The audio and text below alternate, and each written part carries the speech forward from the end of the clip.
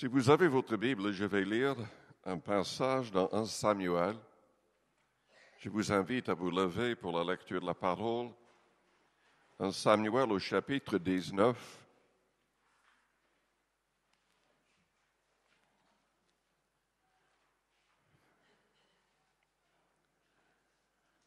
Et je vais lire à partir du verset 8.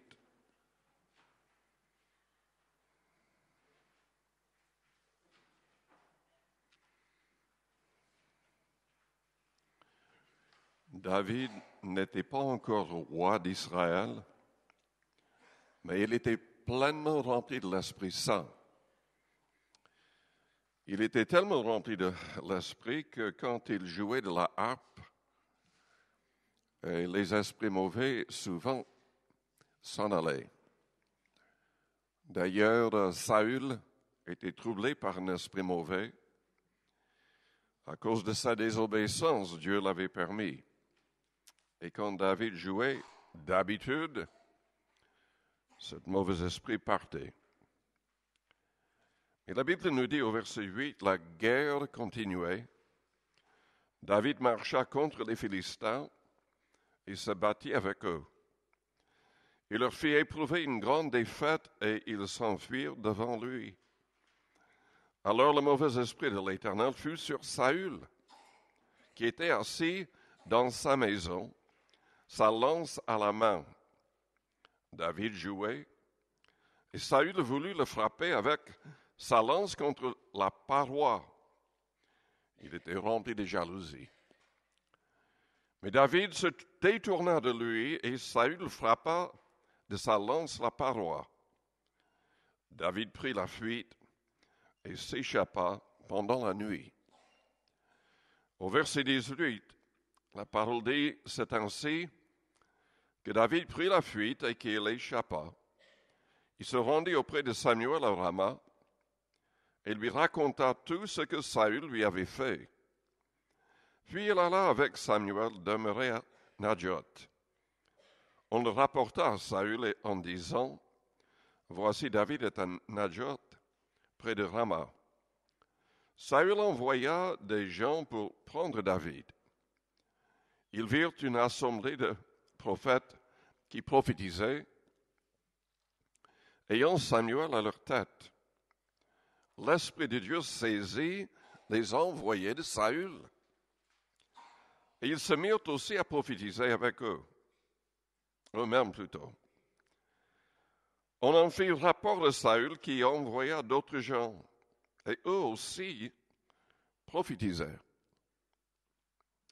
Il en envoya encore pour la troisième fois, et ils prophétisèrent également. Alors Saül alla lui-même à Rama. Arrivé à la grande citerne qui est à ses coups, il demanda où sont Samuel et David. On lui répondit, ils sont à Najoth, près de Rama. Et il se dirigea vers Najoth, près de Rama. L'Esprit de Dieu fut aussi sur lui. Et Saül continua son chemin en prophétisant jusqu'à son arrivée à Najoth, près de Rama. Mes amis, Dieu peut nous aider de manière inattendue. Cette histoire est vraiment bizarre, mais nous démontre comment Dieu peut agir par son esprit pour sauver ses fidèles. Prions le Seigneur avant d'aller plus loin. Père Céleste, nous te louons, nous te bénissons ce soir.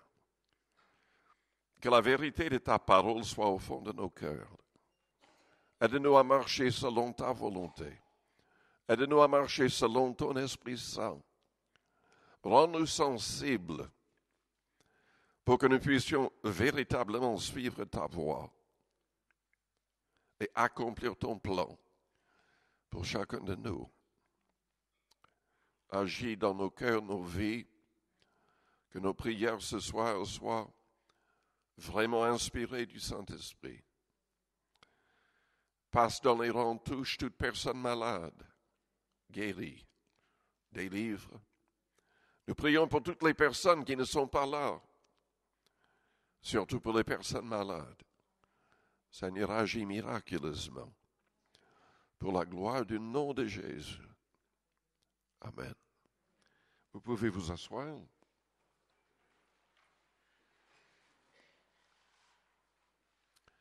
Dans le monde, nous aurons des tribulations. C'est Jésus qui nous l'a dit. Paul a écrit, tous ceux qui vivent pieusement en Jésus-Christ seront persécutés. Quand nous lisons l'histoire de David, c'était un homme qui, dès sa jeunesse, était rempli de l'esprit. La Bible ne nous dit pas comment il s'est converti, mais nous savons que c'est lui qui a écrit, qui a composé, qui a chanté la plupart des psaumes. Et ces psaumes contiennent toutes sortes de prophéties qui se sont accomplies en Jésus-Christ. Il était véritablement rempli de l'esprit. Dieu l'a aidé miraculeusement de nombreuses fois. Et c'était grâce à lui qu'Israël avait la supériorité sur leurs ennemis tout autour. Et Saül était jaloux. Saül avait reçu l'Esprit Saint aussi, mais à cause de sa désobéissance, à cause de son mépris de la parole de Dieu, Dieu lui a retiré l'Esprit Saint et a permis qu'un esprit mauvais entre dans son corps et le trouble. Peut-être que Dieu au départ voulait qu'il se repente. C'était la raison pour laquelle il l'a envoyé. Mais Saül ne s'est jamais repenti. Il a fait semblant de se repentir de manière hypocrite, mais tout était faux. Donc cet esprit mauvais le troublait, l'a troublé jusqu'au dernier jour de sa vie. Mais cette histoire est vraiment magnifique et nous rappelle que si nous voulons vraiment marcher avec le Seigneur, si nous sommes conduits par l'Esprit Saint, nous aurons des problèmes. Cachez-vous. Ne témoignez pas si vous voulez éviter tous les problèmes. Mais vous aurez des problèmes encore plus graves avec Dieu. Dieu nous appelle à ne pas être des mauviettes, mais être des hommes, des soldats, des gens courageux qui accepteront même de souffrir. Paul a dit à Timothée un jour, mais souffre avec moi. Quel appel. Souffre avec moi comme un bon soldat de Jésus-Christ. Si David, si même sa vie a été menacée, ça peut nous arriver aussi. Dans l'Évangile selon Luc, au chapitre 21,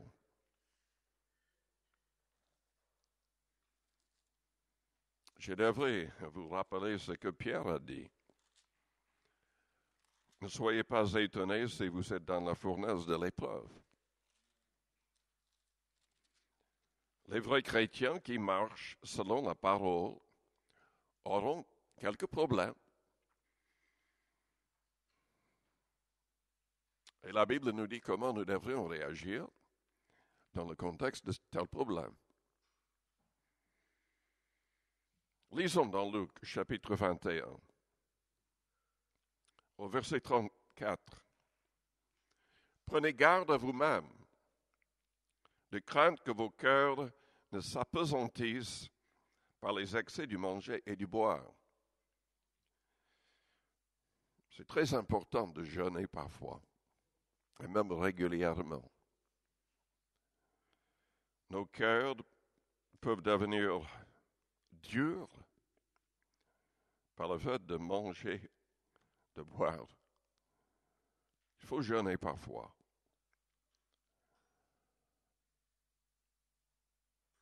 Nos cœurs peuvent être appesantis par les soucis de la vie. Jésus nous ordonne de ne pas faire de soucis, de lui faire confiance pour tout, de faire connaître nos besoins à Dieu par la prière et de laisser nos fardeaux à ses pieds, de ne pas les reprendre après la prière.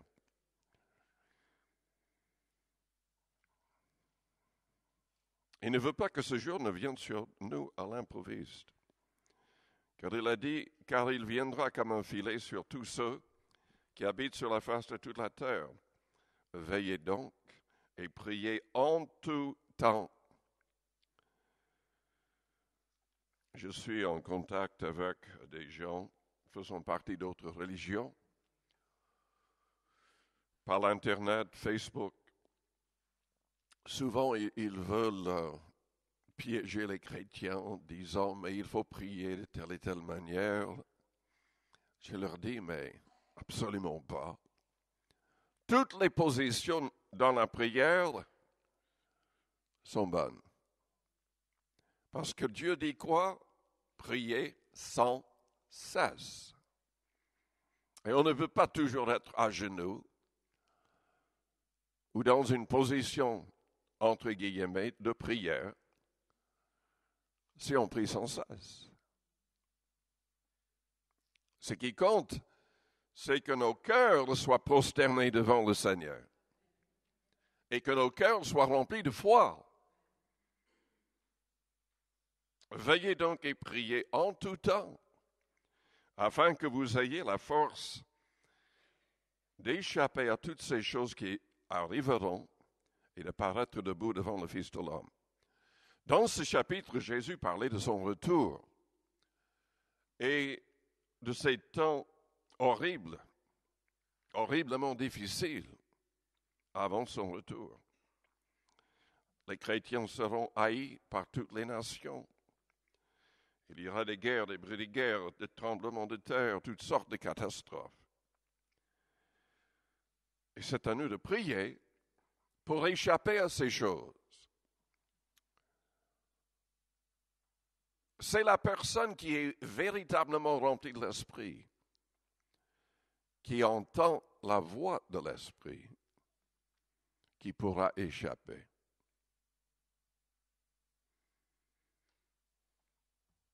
Il faut prier, il faut jeûner pour devenir une personne sensible, qui sait écouter et obéir. David restait rempli de l'Esprit. Dans les moments les plus difficiles de sa vie, et il devait se cacher pendant très longtemps. Il y avait Saül avec son armée de l'un côté, il y avait les Philistins de l'autre côté. Tout le monde voulait le tuer.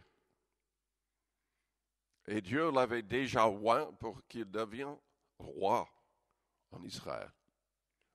Mais pendant très longtemps, il était obligé de fuir, de se cacher. Vous savez, Dieu a peut-être un plan merveilleux pour votre vie. Mais ça ne veut pas dire que tout va être rose avant que ce plan soit réalisé. Parfois, Dieu nous fait passer par des choses difficiles pour voir si nous allons être fidèles, intègres, justes et saints. C'était le cas pour Joseph, que Dieu a élevé pour qu'il soit juste en dessous du Pharaon. Et Dieu s'est servi de lui pour sauver énormément de monde à son époque. Nous devons veiller sur nous-mêmes. Nous devons persévérer dans la prière. Mais nous devons surtout faire ce que Jésus a demandé. Vous passez par la persécution. Vous êtes menacé de mort. Réjouissez-vous. C'est ce qu'il a dit. Et soyez même dans l'allégresse, car votre récompense sera grande. Nous devons changer notre mentalité, n'est-ce pas? Moi, je trouve trop de chrétiens qui pleurent tout le temps, qui demandent la prière tout le temps, mais il faut se réjouir. Il faut se réjouir. La victoire arrive par la louange. Et l'obéissance à ce que Jésus dit, à ce que le Nouveau Testament nous dit, soyez toujours tristes. Non, soyez toujours joyeux.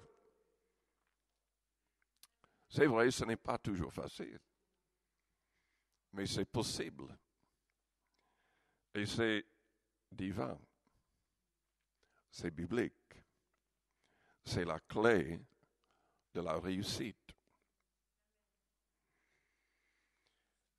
Lisons le passage pour que ça entre vraiment dans votre cœur. Matthieu, chapitre 5, au verset 10. C'est ce que Jésus a dit au début de son ministère. Heureux ceux qui sont persécutés pour la justice, car le royaume des cieux est à eux. Heureux serez-vous lorsqu'on vous outragera,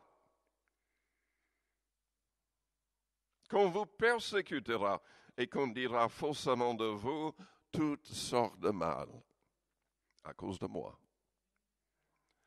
Réjouissez-vous et soyez dans l'allégresse, parce que votre récompense sera grande dans les cieux, car c'est ainsi qu'on a persécuté les prophètes qui ont été avant vous.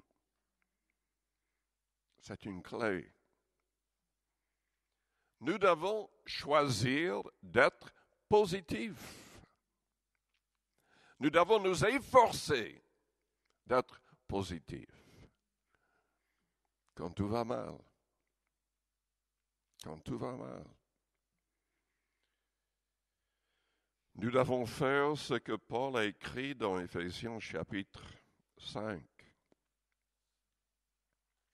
Et peut-être que je devrais même lire le chapitre 6 en premier.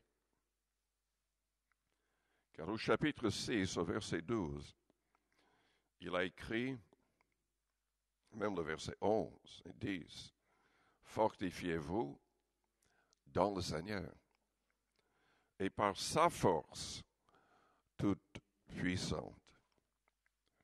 Revêtez-vous de toutes les armes de Dieu, afin de pouvoir tenir ferme contre les ruses du diable, car nous n'avons pas à lutter contre le chair et le sang,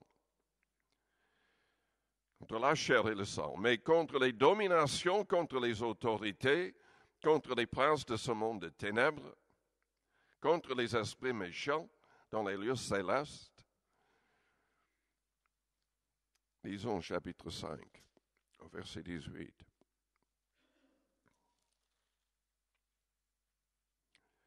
Ne vous enivrez pas de vin. Il y a beaucoup de gens, quand tout va mal, c'est exactement ce qu'ils font.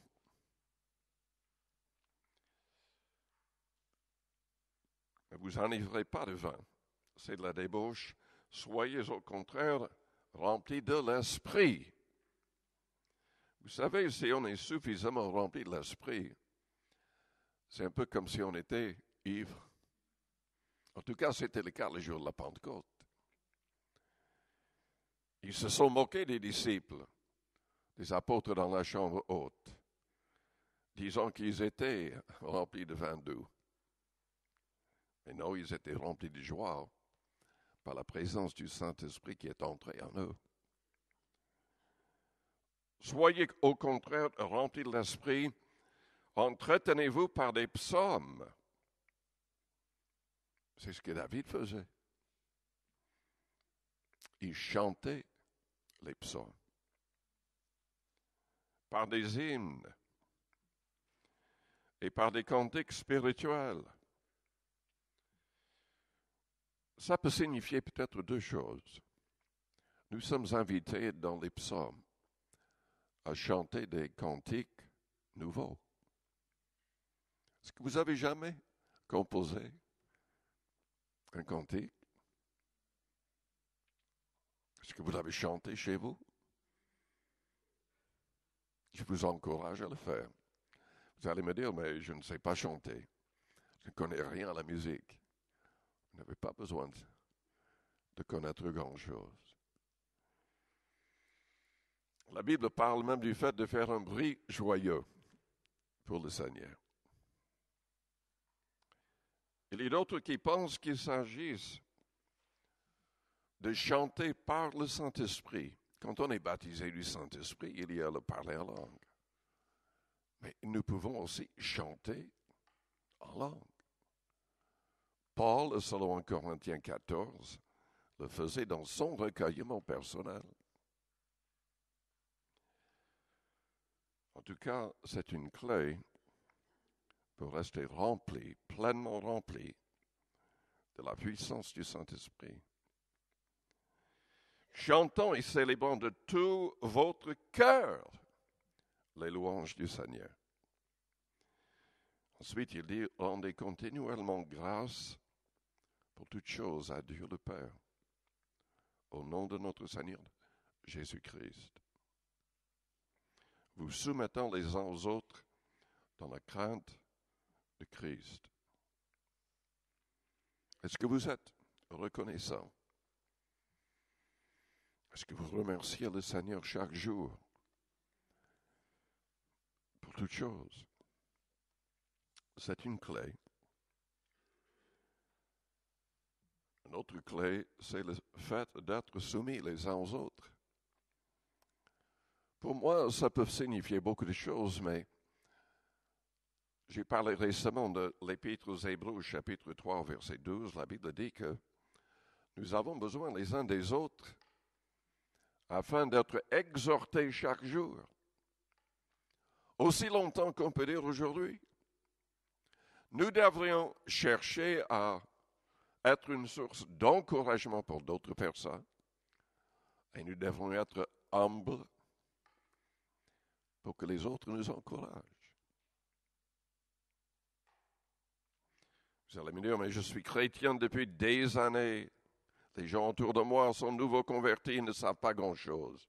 Ils ne peuvent pas m'aider avec mes problèmes. Vous vous trompez. Vous vous trompez. Le Saint-Esprit peut très souvent parler par un nouveau converti avec une sagesse extraordinaire pour nous aider.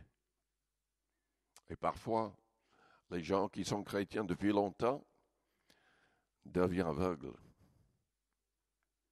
Malheureusement, parfois, c'est le cas. Nous avons besoin les uns des autres. Nous avons besoin d'être humbles devant le Seigneur. Et nous avons besoin de croire que Dieu peut tout. Il peut tout. Mais qui aurait jamais pensé que Dieu pourrait et voudrait saisir quelqu'un qui a un esprit mauvais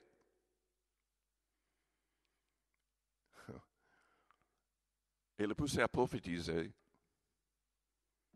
C'est bizarre, n'est-ce pas? Il y a même des gens qui diraient, mais ce n'est pas possible ça. Ça ne correspond pas du tout à la sainte doctrine. Et pourtant, c'est exactement ce que Dieu a fait. Est-ce que Saül a été sauvé parce qu'il prophétisait? Absolument pas. Mais le Saint-Esprit l'a saisi pour que David ait le temps de partir. Toutes les personnes que Saül a envoyées prendre David ont été saisies par le Saint-Esprit et prophétisé. Ils ont oublié la raison pour laquelle ils étaient là. Et David est parti.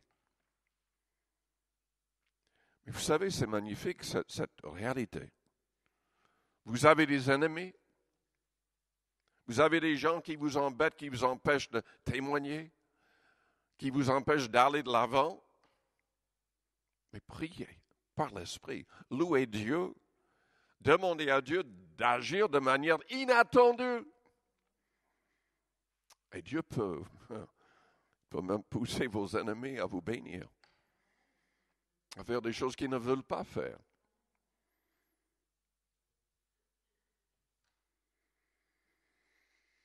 Nous sommes là les mardis soirs afin de passer du temps dans la prière. Donc je vais m'arrêter là. Et je vais vous encourager à prier avec foi pour toute l'Église et pour vos propres problèmes. Dieu peut tout. Il peut tout. Il peut absolument tout. Père Céleste, nous te louons, nous te bénissons ce soir pour ta parole, que cette parole pénètre pleinement nos cœurs. Nous savons que, avec le bouclier de la foi, nous pouvons éteindre tous les traits enflammés du malin. Toutes les attaques contre nous peuvent être anéanties si nous prions avec foi, si nous agissons avec foi, si nous permettons au Saint-Esprit de nous remplir de sa présence, de sa puissance. Seigneur, purifie-nous ce soir. Purifie-nous ce soir, sanctifie-nous davantage. Pardonne-nous tout péché. Et aide-nous à prier toujours par le Saint-Esprit. Au nom de Jésus. Pendant que les yeux restent fermés, les fronts courbés.